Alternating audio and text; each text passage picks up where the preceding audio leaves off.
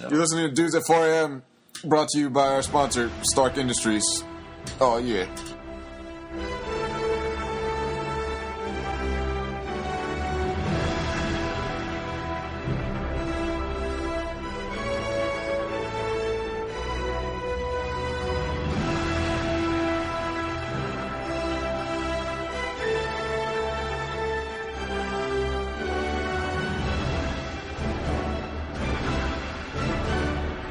Alright guys, we're back. This is episode 15. We're the dudes. We took another break because it was finals week and shit. You know, we do what we do. It's me. It's Brian. We don't... What? Homework? Yeah, we do homework. Study for finals, kind of. Okay. Yo, it's Erin. And it's Alex. Yeah, don't listen to him. Anyways, what are we talking about today, guys? We're talking about last week's big release, The Avengers. A movie about 4 years in the making, 5, 6 years probably, starting with Iron Man in 2008 and continuing with The Incredible Hulk, Iron Man 2, Captain America, Thor, and culminating last week with the Marvel's The Avengers. True. Joss Whedon's The Avengers. Yeah. Yes. So basically, this is the biggest movie of all time at the moment, with a way open with $200 million. Yep. Opening weekend. Already broke records for the opening weekend and the second weekend. Yeah. Went past Spider-Man 3, Avatar, Titanic, Dark Knight. Dark Knight, Harry Potter Part 2. It's the second fastest movie to reach $1 billion, actually. Yeah. Yes. Just behind... Avatar. Yeah, Avatar. It was, because actually Avatar released worldwide simultaneously, and Avengers released a week earlier all around the world, and then it came to America May 4th. Right. That's what the box office experts were saying, because it took 17 days for the Avengers to reach $1 billion, to pass $1 billion, but Avatar was 14 days, which is all fairly interesting. But I mean, I've never actually even seen Avatar. I don't. Really? Yeah, I never watched it. Did you see Pocahontas? Yeah, I've seen Pocahontas. All right, you've seen Avatar. Sorry. I mean, okay, that's cool. Whatever, man. I mean, yeah, the main point is the Avengers is fucking awesome. Yeah. And not only does it succeed financially, but it succeeds in my heart and mind and soul as well. It is the best superhero movie ever made. Yeah. Quite honestly. Yeah. If you've been listening to us for a while, you know how invested we are in superhero movies. Yes. Erin went to see the preview for Avengers last year. Yes. Got collectible posters for all of them. Yes. Got real hyped. And we've obviously been waiting for this movie for a really long time. Yep. I mean, The Avengers is a good movie for so many reasons. And it's good for comic book fans, and it's good for regular moviegoers. And it's just so good. Yes. Yeah. A big part of that is like how it could have fallen, because we've seen superhero movies rise and superhero movies that have had expectations of rising and they fall and crash and burn. Spider-Man 3. Green Lantern. Spider-Man 3. X3. Spider-Man 3. Okay, Spider-Man 3 was a terrible movie. Spider-Man 3. Yeah, a big grouping of superheroes and big-time A-lister actors. Well, yeah. It could have honestly been very overwhelming for anyone to come into. I mean, they had to balance 8 characters. Yeah, all with lead movies. Yeah. And then Black Widow and Hawkeye getting cameos in the other movies.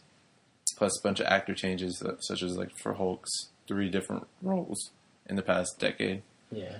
3 different actors. 3 different actors, yeah. So, yeah, the biggest part, everyone thought that everyone was very excited, but not really sure. There was a lot of hype about who the villains were, about whether it would be able to continue into an Avengers 2, which was recently announced this week that they are going to do an Avengers 2.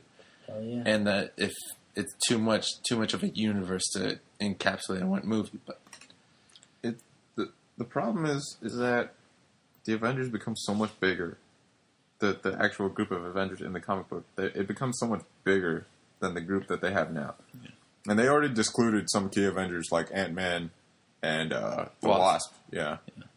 and it's just like already discluding characters. And to take on a character, spoiler alert, Thanos, like a character like that, like traditionally in the comics, he killed everybody. That's really what happened. He killed everybody, and like that's pretty intense stuff. Yeah. I mean, you're seeing like with all different forms of media. I mean, they're creating their own universe with the movie. You know, like they decided what superheroes they wanted to focus on, and that's how it's going to be for like the next few years. Is the movie Avengers are only going to be those like 6, maybe, you know. They might add another, maybe one more added later, but for now it's you know looking like they want to keep it that way, and especially with the movie, like you can only focus on so much. I feel like this movie was perfect because they were able to focus on the 8 different characters, including the villains. But if you added one more, it'd be too much. Like there's no way they could do it. So like, you know, just thinking about it in terms of the style they're using, they sort of have to keep it like that. Yeah, I mean, it's definitely true. The thing is with Marvel, what they've been doing recently is they've been giving certain characters pushes into like mainstream, and those characters are now like becoming more popular and more well known around in general. Like with one of my favorite Marvel characters, Iron Fist, he was included in Marvel vs. Capcom 3 Ultimate version. And I didn't really know too much about him before the game, but when I started playing the game, I liked him a lot, and then I learned about him. And now he's a part of the Ultimate Spider-Man animated series and things like that. And so is Nova, who was in Ultimate Marvel vs. Capcom 3. Yeah. And now he's in the series, animated series. Yeah. And things like that. Like, and now now Nova's an Avenger. They're starting to like incorporate a lot of these characters. So. Yeah, it's all fairly. I mean, it's interesting because you don't exactly know what Marvel plans, but like logistically, it's all really interesting because you have to consider the actors and stuff. Because, like, I had a discussion with Erin the other day where we were discussing Avengers 2 and what it would be like, and we were talking about how everybody on the Avengers cast is signed on for like 6 movies of their own franchise. Of the Disney Marvel, like they have like a 6-movie contract, except for Robert Downey Jr. He only has a trilogy. He has a 4-movie contract. So Iron Man 3 will be his last movie on this contract. 1, 2, Avengers, and 3. Yeah. Oh, okay. Oh, so they don't have. Oh. Which is all really, really fairly interesting stuff. Or actually, I think he was actually signed on for 1 movie, which was Iron Man, and then when they decided they were going to make a sequel because it was so successful, he signed on for 3 more movies. So that would be 2 Avengers and Iron Man 3, which they're filming right now. Okay. But if they were to make an Avengers 2, we were saying if they can't get Robert Downey Jr. to come back as Iron Man, they should just scrap it. Yeah. On the spot. I completely agree. Yeah. Sorry, if you're listening to this podcast and you haven't seen the movie, please excuse any disclaimers. And second of all, go see the movie like 5 times. Because if you haven't seen it by now, you really need to. Yes. But the movie does a good job of balancing every hero except for Hawkeye in some points. But I was worried at first because I thought Hawkeye, like, because he in the beginning of the movie he becomes brainwashed very fast and mind controlled very fast, and I was afraid he'd be like that for the rest of the movie. But thankfully, kind of the point. Yeah, thankfully, like halfway through. Thank goodness for Black Widow. Yeah, he finally gets his sense. So I mean. Yeah, for a while, I guess that was sort of a cop-out. Is like you don't see his chemistry with the rest of the team as much. Fluidly. But they do bring him very well up to speed at the end, where they're all fighting in New York. Right. Yeah, go ahead. But going back to the point, I'm saying that a lot of the actors had good chemistry and screen time, and we've established that aside from Edward Norton being replaced by Mark Ruffalo. Oh yeah. All the actors have a pretty good history and rapport with each other. So if there was an Avengers 2, Tony would as Robert Downey Jr., he would be sorely missed. And I couldn't see anyone else playing Tony Stark. As much as actors get branded into certain roles, like once they play a role, that character, like people will see them as that character forever. I feel like it's the other way around with Robert Downey Jr. now. It's like both things. It's both ways. Now, like, Tony Stark is forever Robert Downey Jr., Yeah. and Robert Downey Jr. is forever Tony Stark. Yeah. The comics began integrating the likeness of the actors. Like, I see Captain Steve Rogers in his new Captain America series, I think. Yeah. Or I don't know if they call it the Avengers still. But he's starting to look more like Chris Evans. Yeah. And like most incarnations of Tony Stark now are starting to look a lot more like Robert Downey Jr. Doesn't go for all heroes, but they're starting to really tie in all the media together to try and make this like unified universe like they're trying to do in the movies. Yeah. And so big name actor like Robert Downey, who started the whole Marvel Cinematic Universe, for him to be missing, I wouldn't continue the series. Or not do Avengers 2 at least. Yeah, there's that, and also I'm not exactly sure what they intend to do with Hulk, because that's a fairly there's no subject. enough movie for him yet. So. Yeah. And if they were to do a second one, is it Edward Norton or is it Mark Ruffalo or is it a new actor again? I would assume, since they haven't announced a new Hulk movie, that they would make Hulk the problem again, as they have in the Ultimates, and I'm sure many previous Avengers issues, because Hulk's usually a big problem who can't be stopped. So sometimes he generally is, but the way they portrayed Hulk seems like he's, because this Hulk is controlled. This Hulk is controlled, A, but B, it's also that there's a lot of bromance in the movie.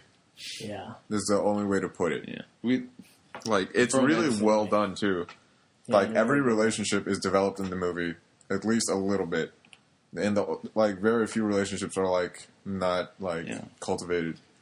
And that's it's kind of good because you can't use this as a date movie. There's no romantic interest. Like in all the previous Marvel Cinematic Universe movies, they've all had love interests, but this one just goes straight. No, they're all mentioned, and actually Pepper Potts is there. She's actually in the movie. Yeah, Natalie Portman's the only one. Yeah, but I mean, it wasn't the focus. Yeah. It was just to introduce that each universe was still existing within the same realm. But for the movie, the main core of the plot, other than assembling the team, it was more about the camaraderie among the Avengers. Yeah. Which is what makes this movie good also, because the characterizations are all spot on. Like Captain America, it was so clear that everyone respected him.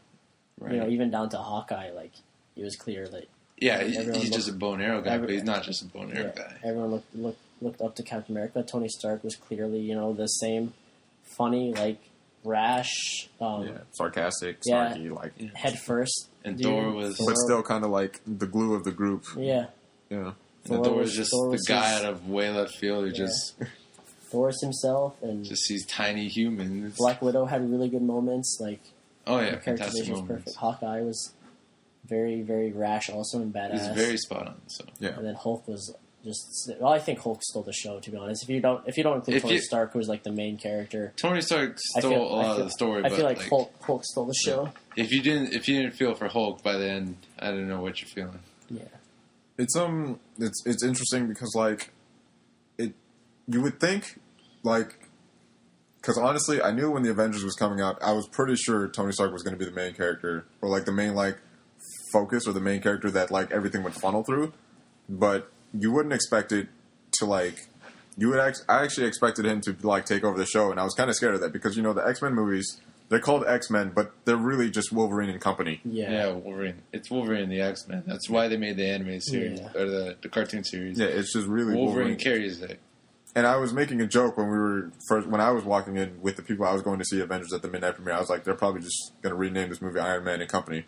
But I mean, me being a huge Iron Man fan, and he's my favorite superhero. It was really cool to see the way it was done correctly, because while the story is he's probably the biggest hero in the movie because he's the one that makes the sacrifice and everything. But at the same time, it's just. He still plays his character, and he's just him in a team still. Yeah.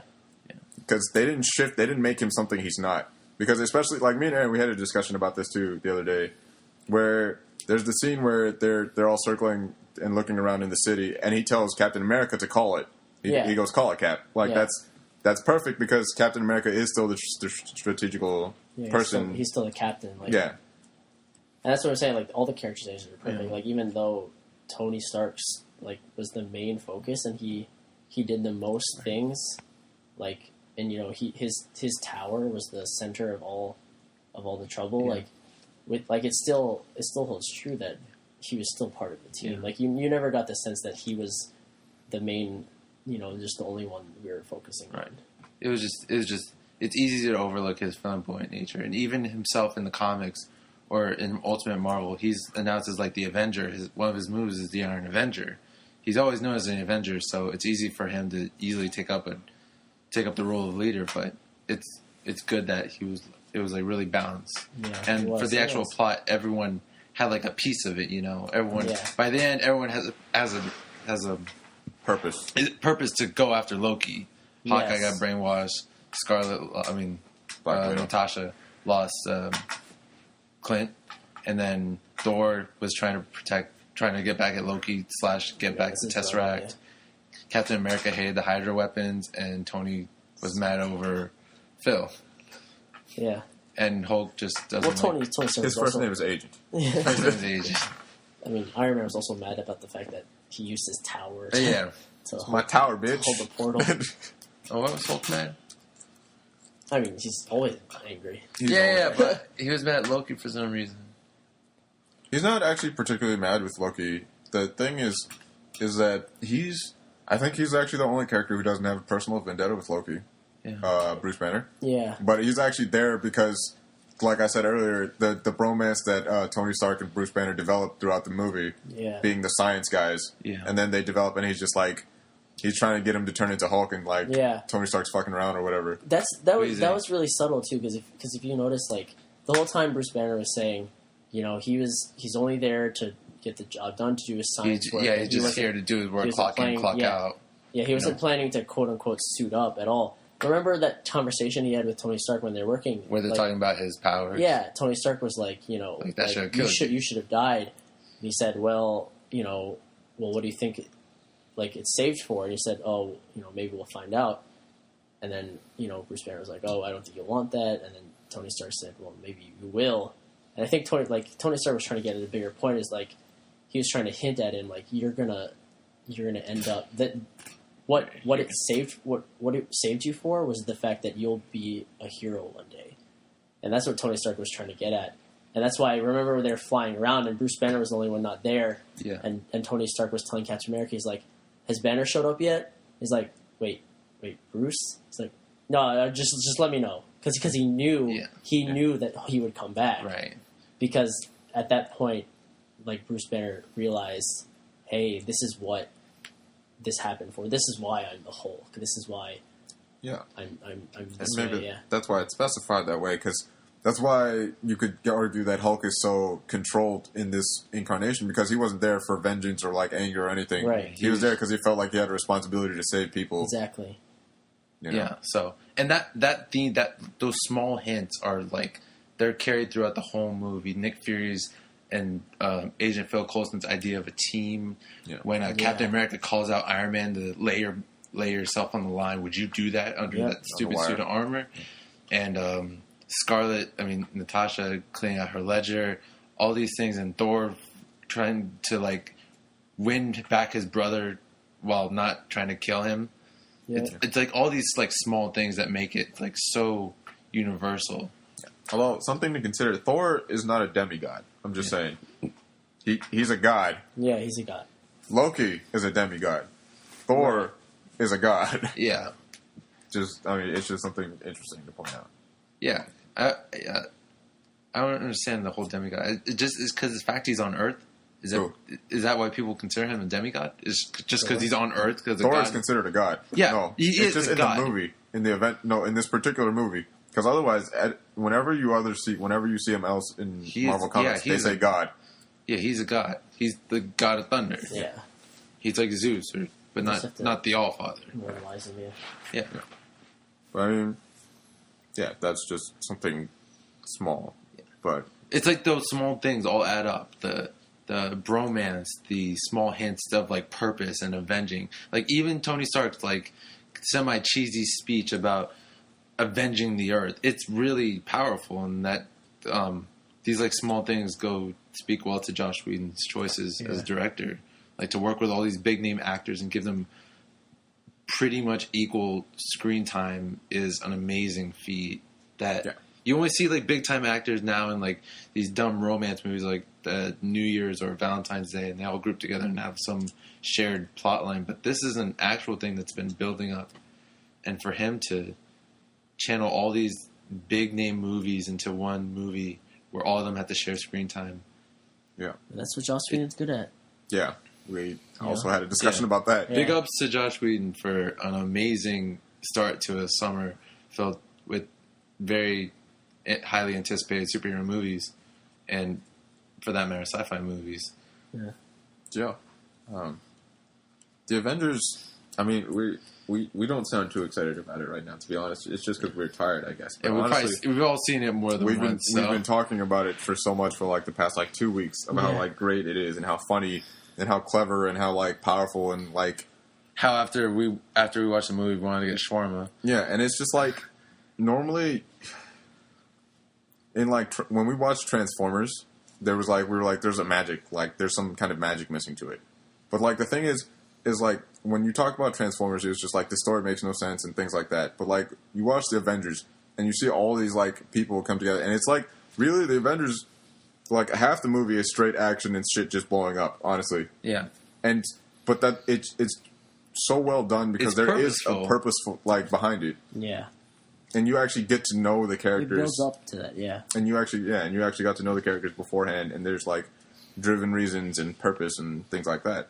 And it's just really cleverly written and well put together. And there are just so many jokes. Yeah. And so many like it's so funny because like the way. Well, we do the forum. We've been reading comics, watching the animated series growing up, and now we've been getting more into comics, researching, playing Marvel, and learning more about these universes. And we've seen the Avengers before in comic book form, and then when we see it on the movie, anytime you see a superhero movie or even like a book adaptation or something based off real life, you're like, this is supposed to be like this. Or like if you saw Batman, you'd be like, he doesn't fight. The Joker's not like that. That was supposed to be like Jack Nicholson or whatever. It's like, no, this Avengers plays out exactly how the relationships are in the comic books.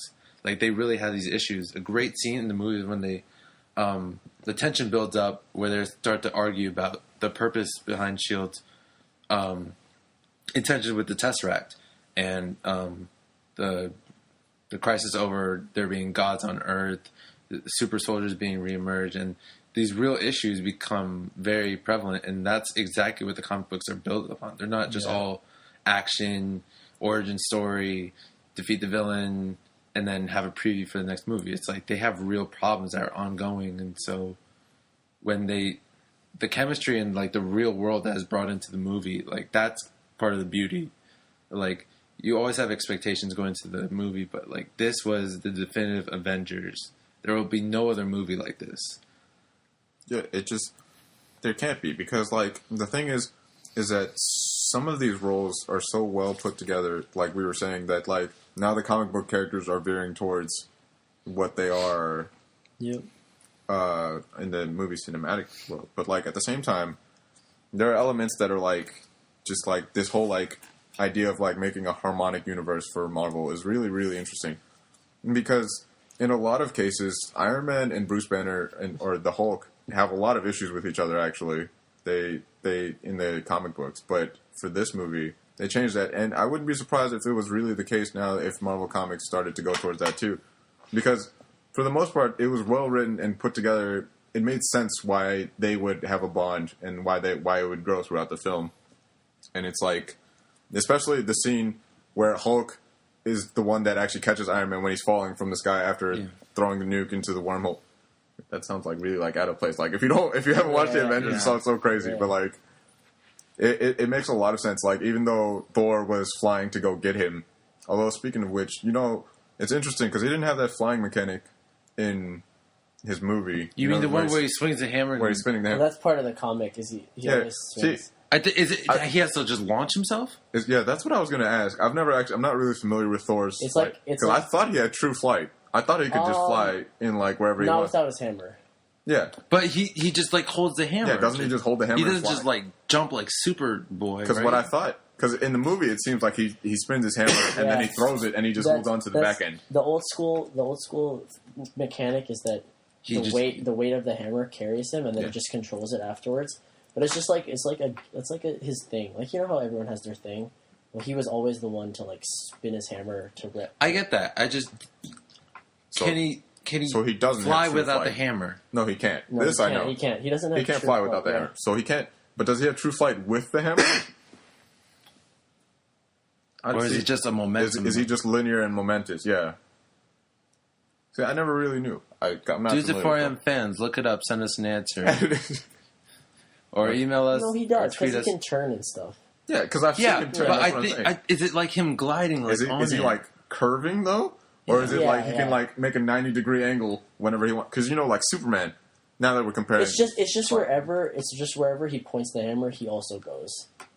Interesting. Okay. So it's because he can control the hammer however he wants. So if he wants to like do like a figure 8 or something, he can't because he just points the hammer like in a figure 8 motion. I think we're just confused about how he just launches himself. Is that like no to do a super jump, or is that to no? I understand that. I'm just wondering. I was curious as to if he could fly like Superman. No, I don't think so. Not. I'm saying even with the hammer, because Superman is literally he can move omnidirectional. He can stop, brake, turn left whenever he wants. Yeah. Oh, but I think Thor is limited to where his hammer points. Yeah, exactly. So he can't stop. He curves basically. Yes. See, okay, that's what I'm saying. He can't make like a 90-degree angle stop no matter where he wants. Okay. That unrelated to what we were talking about. I was saying Ultimate Marvel 3 is a lie. It makes a lot of sense that Hulk is the one that catches Iron Man. Yeah. Even though he kind of like throws him off of him after he catches him. Yeah. No, it does. It's just the way the movie is structured and the way it's put together. It makes every step, every like sequential like moment makes a lot of sense. And especially because because Thor flies over there, but Captain America also runs over there, but like he's on the ground already, got caught by Hulk, which is all really, really, really cool. And it's like I said, every relationship is developed to have a purpose later on in the movie. Yep. Yep, definitely. Yeah, I mean, especially in that battle sequence in the city where it starts with Iron Man, and then it's Iron Man and Captain America, then it's Iron Man to Hawkeye, and then Hawkeye to Thor and Hulk, and then that's just like it's. Oh, I love that. Where it goes up. it shows them working together, meshing well. Yeah, showing the dream of Agent Coulson. Son of Cole. It's just them as a team. And the perfect part is that they fucked up the first time they tried to team up. Yeah. That's really the way the Avengers is supposed to be. Yeah, they always show them failing. They're not flawless, Yeah. They always screw up like the first time, which is really the right way to put it. Yeah. It was key. And it was good because, you sometimes think about, if they're going to make a character die, well, that's just, meaningless because, that's the easiest way to get people to be sad or whatever. But this was actually, really deep. I was I felt it. It was really, I felt it. I'm not gonna lie, I almost teared up at some points. Because it was so unexpected and, the character who it was actually very meaningful and, won the hearts of everyone. You could tell he won the hearts out of everyone on the team. And so it made sense to where that would finally push them to get their senses together and work together. And you could hear it on opening day. People felt in the crowds. People applauded when Thor came on the plane. People just saw Tony just blaring his music, be like, "You miss me," and then people the whole theater is quiet when someone's dying. Or Loki gets out, or when Loki tricks Thor, it's really again.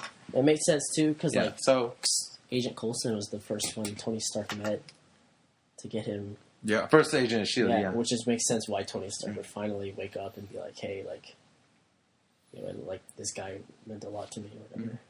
Which is actually true to the comics too. Not Agent Coulson specifically, but the Avengers, they get together, but Iron Man isn't really willing to be a part of the team. He's the only one that's really not willing to be a part of the team. Others are okay, if it must be done, then it's got to be done. We'll work together or whatever. But Iron Man's don't put me on the payroll just yet. Just chill out with that. Like, and then he finds a reason and so on and so forth. But like now the reason is Coulson, and it's just it's really, really heartfelt actually when he dies because it just happens so quickly. Like you don't expect it at all. And it's also still funny. They find a way to make it very funny and lighthearted because that's his character. Yeah. But then it's at the same time like, oh my god, like he's actually he's gone though. Like like when he died, like I don't think anyone expected us to actually care about like Coulson, who was like annoying in Iron Man 2, skating on Thor's case and Natalie Portman's case in Thor, and everyone had a reason to just like, you're kind of annoying, man. I remember the first Iron Man movie.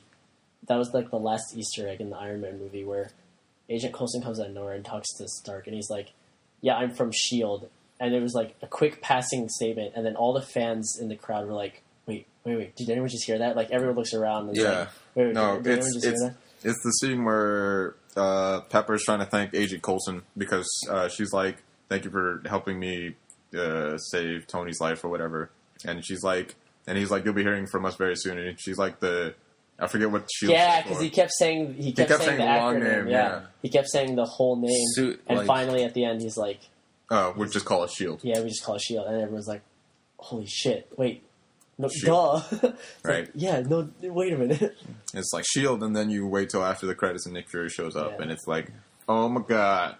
So it's cool. It's cool to think of how long we've come, because like it's just like yesterday I remember sitting in the theater to watch Iron Man on opening weekend, you know, and but like 4 years later, I was just like so stunned. Yeah.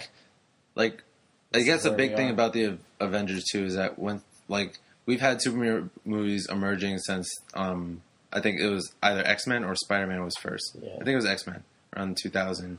But we had like superheroes coming in and they kind of mostly look like what they're supposed to look like. Wolverine and the X-Men's original outfits, they were all right. Like Cyclops has beams, Wolverine had the hair and the claws, and his melee was legit. And then we had Spider-Man, who was pretty spot on. And then we have Iron Man come in about 8 years into the superhero movie decade, and he's like exactly spot on.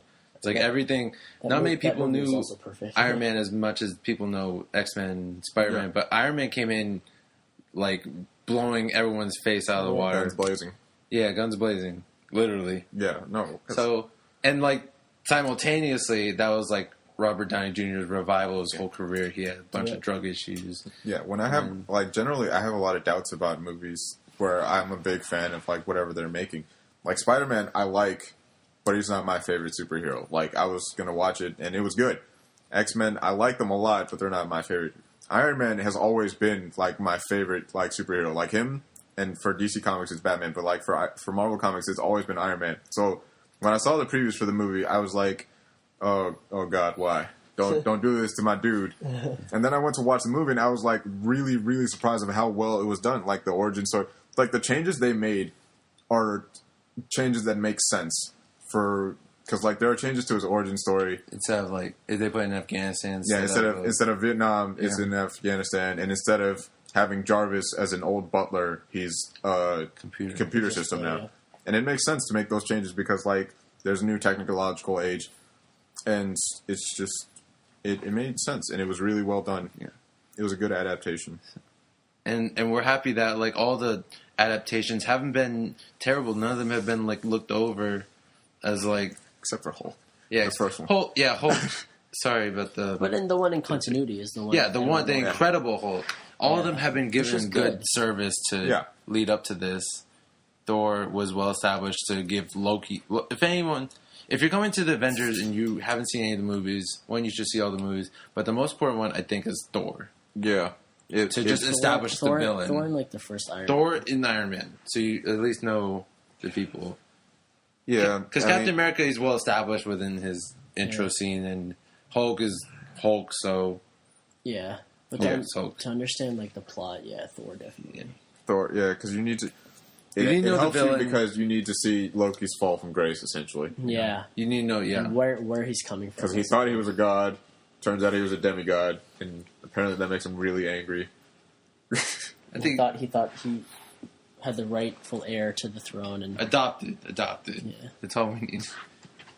It was good. I didn't mind him as the villain for this movie. Like, Loki's a good villain because he's just continually up in the Avengers' face, and it's Thor's history is very tough to discern because there's a lot of mythology that goes into Thor. Yeah. And usually Loki gets involved with the Avengers somehow or another. So it's actually, there was a pretty funny comic. It shows Loki as a kid, and the comic is called How Odin Should Have Told Loki He Was Adopted. And so Loki's like, he's like, hey Dad, I wrote my list for Santa. And he's like, why are you telling me? You should tell Santa. And he's like, yeah, I know, but I know Santa's not real, so you're supposed to just tell your parents what you want. He's like, so why are you telling me? And then you see Loki's face just like, what?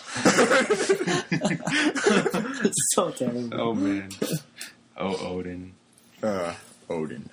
And then going from Avengers, we're coming There's to... nowhere else to go. That's yeah. A lot of... Well, my favorite hero is Spider-Man. I don't gotta watch another movie for you. I'm good. That's really it. I'm really scared to see if Marvel dropped the ball with Spider-Man because everyone's been focusing on But remember, that's not on Marvel. That's not on Marvel. Yeah, that's Sony. See, because they have the rights to the Marvel character Spider-Man. And I guess this will ease any complaints, but yeah, Spider-Man will never be with the Avengers unless Sony decides to be nice. Either Sony decides to be nice or Disney decides it's going to make enough money for them to add Spider-Man to the Avengers to actually pay that kind of along with Wolverine and pay that contract and any other X-Men that are in the Avengers like Quicksilver, Scarlet Witch, a few others. But those two mainly.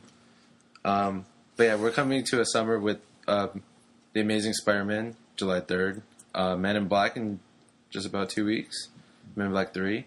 Yeah. The Dark Knight Rises, the second most anticipated movie this summer. The movie that people would expect to beat the Avengers. Yeah. The only movie that really has a shot at beating the Avengers, I would say. Rises? Yeah, Dark Knight Rises. DKR, yeah. But at the same time, it's still the Avengers. Because the Dark Knight, like, the Nolan Batman series is a lot more serious and a lot more... just a lot more serious is the only way to put it. The plot is a lot more to think about. Realistic. Well, as realistic as a superhero movie gets, it's universally appealing to most audiences. What's interesting about that, though, is the Marvel Cinematic Universe is actually probably a lot more realistic than Marvel has been in the past, I would say. Because when they say it's actually the most, I'm going to say the most in terms of like physics and like science and stuff. Because there's that scene in Thor where he's like, you say magic, you say science, I say magic, but where I come from, they're one and the same. Yeah. It's really an ambiguous statement, but to say that magic and science are the same thing for where he comes from, that's pretty like... It's nice to address that there is thought behind this. It's not just like things happening like in... Exactly. Exactly. The Transformers... Oh, the Transformers are suddenly inside the Earth. They were just there, and no one knew except for Woodwiki. Exactly. But yeah, stuff like that. It's nice to be explained. And Nolan's Bativerse, his Gotham. It's just Batverse. It's very real, and it deals with a lot with Reckoning. Yeah, Gotham's Reckoning. It deals a lot with like politically, ethically, and a little bit supernaturally. A lot of themes that people can talk about. Remember when the Dark Knight came out, a lot of anticipation was because of Heath Ledger's death after playing the role of Joker. And because of the Joker. Because it was the Joker, one, the most infamous villain probably of all time. Yeah. And Heath Ledger's death overplaying a role so sinister, and everyone saw his portrayal in this. Now he's infamous forever as being the Joker. In a good way, though. So, a lot of people would argue... I think you're rightfully That's actually pretty Oscar. Yeah, it's pretty interesting that we're coming from the start of the Marvel Cinematic Universe 2008 to bless you. The Dark Knight, the most talked about title movie in a single year.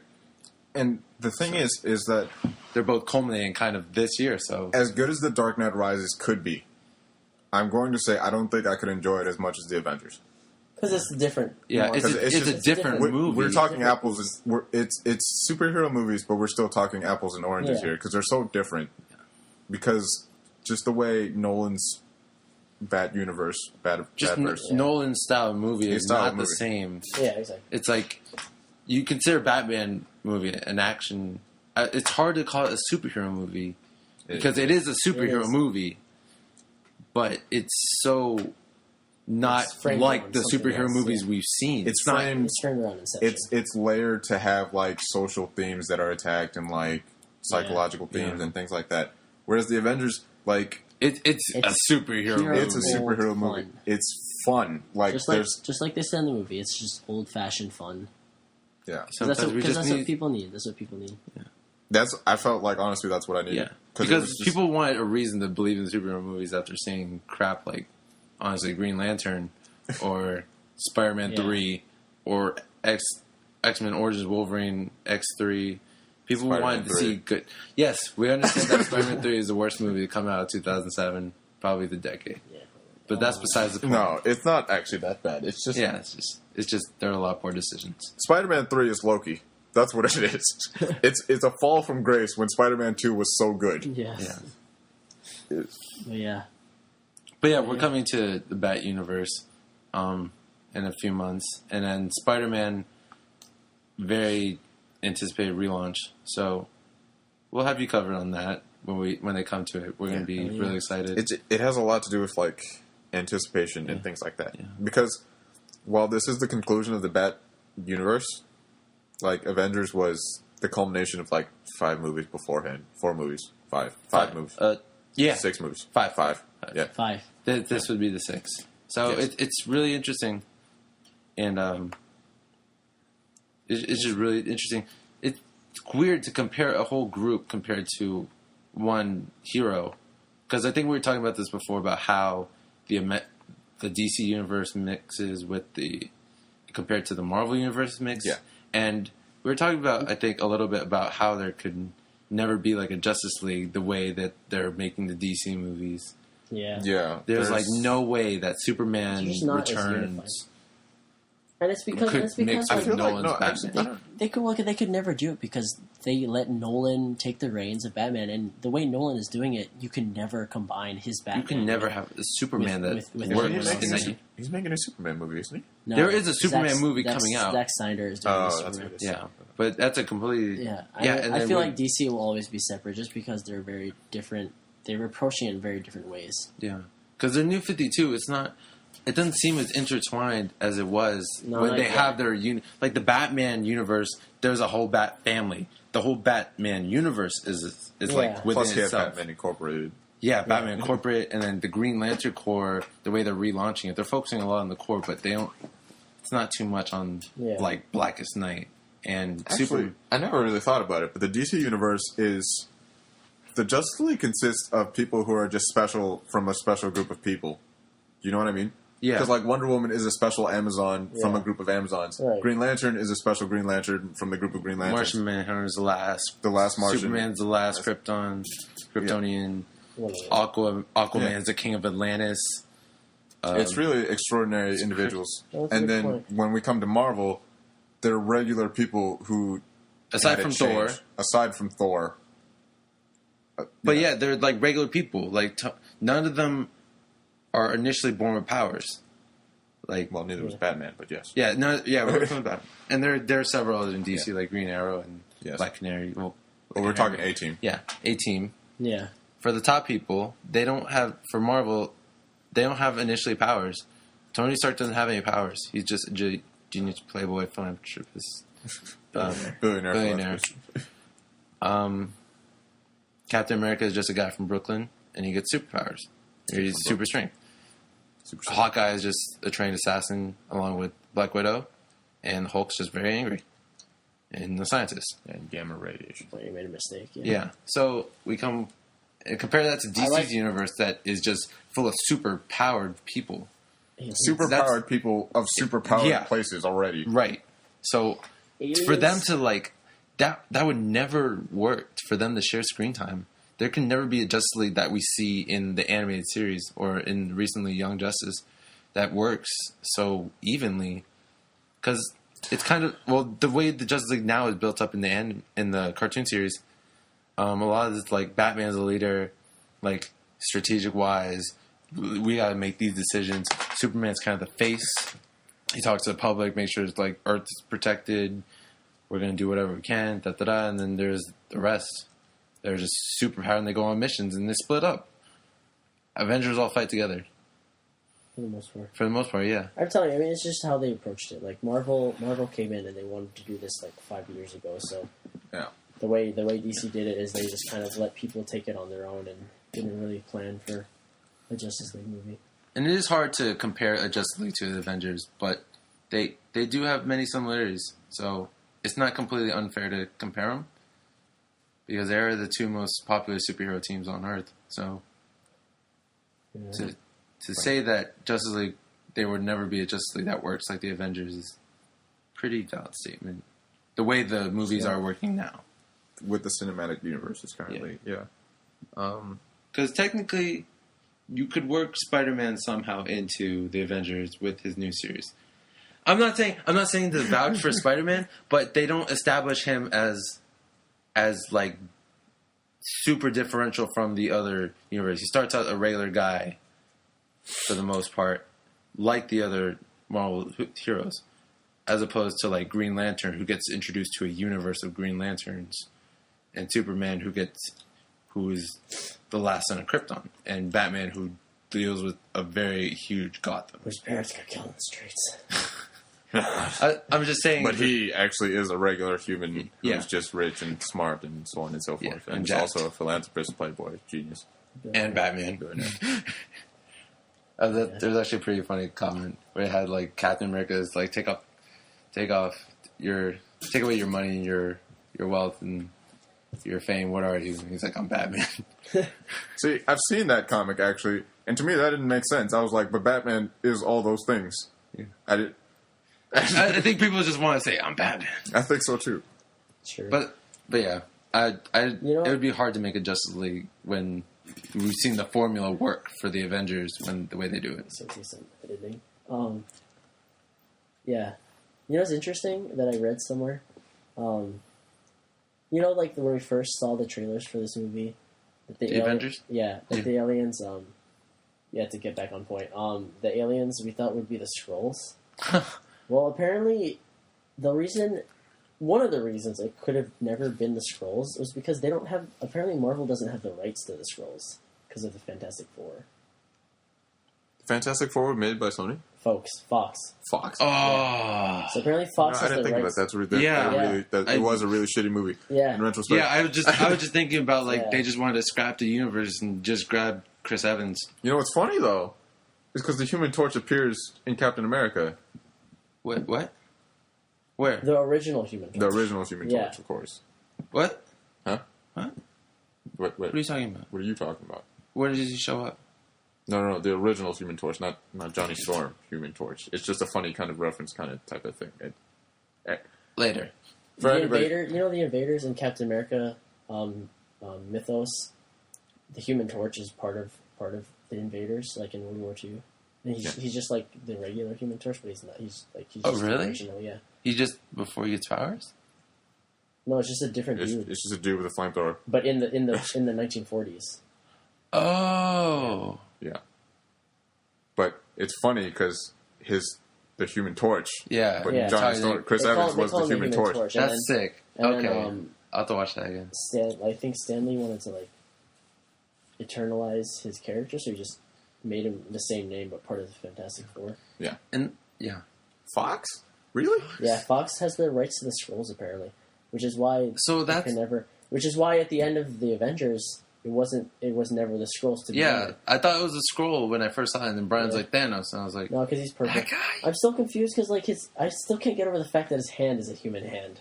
I'm not going to get over that. We'll get to this discussion at some point when it doesn't. Yeah. Okay, not on the podcast thing though. yeah, obviously. What's interesting though about that is that Thanos makes a sport out of the Silver Surfer in the comics because he regularly whips Silver Surfer's ass because it's cosmic. Yeah. That's the thing. We lose a lot of characters to the Final Fantastic Four universe. Like we already don't have Doctor Doom, who always messes with the Avengers on a daily basis. Yeah. We lose Galactus. We lose Silver Surfer. The Four, who you never know what will happen. You never know. Yeah. They've got something. I mean, there's a lot of things they can do, but I mean, it's just a very limited. Fantastic Four did bad enough that I feel like Fox might give up those rights. Yes, I mean, if we're being honest. I mean, I don't know if it was critically financial. I mean, commercially, but critically it was terrible. Yes, that's so really all there is to say about that. But yeah, I guess to wrap things up here, we've been speculating a lot on Avengers 2, the DC's reaction to the Avengers. How are they going to match this the biggest movie release pretty much ever, and where we go from superhero movies here? Like, are they going to start teaming up on a constant basis? Are we always going to have teams now? And also, yeah, are we gonna have a Teen Titans movie or something like that? Would be better. I'm just a huge fan. Also, very interesting piece of information. Thanos, his first appearance was in Iron Man. Yeah, number 55. Yeah, which is very interesting. Which makes a lot of sense. It all ties back to Iron Man. He started to show that Marvel is doing the right thing. Yeah. So, yeah, I was first introduced to Thanos in Marvel too, so I knew he was like a villain among the Marvel cast, but I think the purple just threw me off to see Skrull, I think. So I playing Marvel 3, it'd be fun to see the Skrull, to see a Secret Invasion storyline somehow work its way, or a manipulated Hulk, but I don't think manipulated Hulk will work as well with the way Mark Ruffalo's playing him. Because we need a dumber, more desperate Hulk to manipulate. If that's what we're going with. Because at first, that's actually what it looked like was going to happen in the Avengers. You know, you thought Loki was going to steal the Hulk, and you know that's how it's about to go down. Yeah. And then whenever the Avengers would get Hulk back on their side, they'd rape Loki, which is really what happened. Because it happened for a second with Thor Hulk fight, and I thought he was going to pick up the hammer. Yeah, I know, right? Never mind. We're trying to wrap this up, actually. Okay, but yeah. If you haven't gone seen it, where are you doing listening to this podcast? You should really be going seeing it. Yeah, we should buy definitely, tickets right now. Definitely put a disclaimer on this one. Spoilers ahead. We spoiled everything. Yeah. Well, almost everything. Well, we're about to get into a pretty in-depth discussion. All right. Yes. But, yeah, thanks for tuning in. As huge Marvel fans, we couldn't be happier with the movie, and we're looking forward to more movies that continue this Stark Industries representing, or the A Tower as it now is. And spoiler. But yeah, thanks for listening. Make sure to subscribe. You know our information. It's all up in there. Hopefully. And we'll be around. We'll be here for more movies and more of summer. You would hope that we'd be around more, but we'll see. We'll see. No promises. I'm a man at a time. I need to go back a while. Alright, so Aaron's Captain America, so he's just going to act like he's from the 1940s all day. Get jokes. Darn Skippy. I need to fix my tower. Brian is Tony Stark, and there's a girl on his bed right now. And I'm Spider-Man, so I was left out of the party. Rightfully so. Alright. Yeah. And shout out to our big fan Steven. Somewhere out there, he's training very hard for big tournaments, doing big things, macking on all the ladies. And I'm sure he's pretty tired. All right, so peace. I'm Alex, guys, and that's Brian and Erin. I'm sick of trying to introduce these guys. Peace.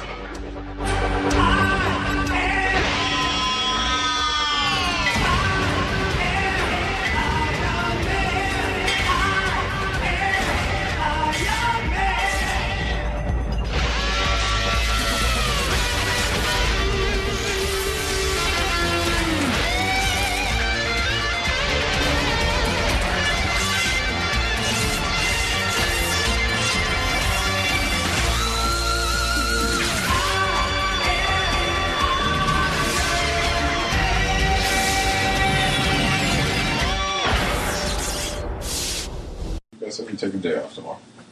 Just not coming.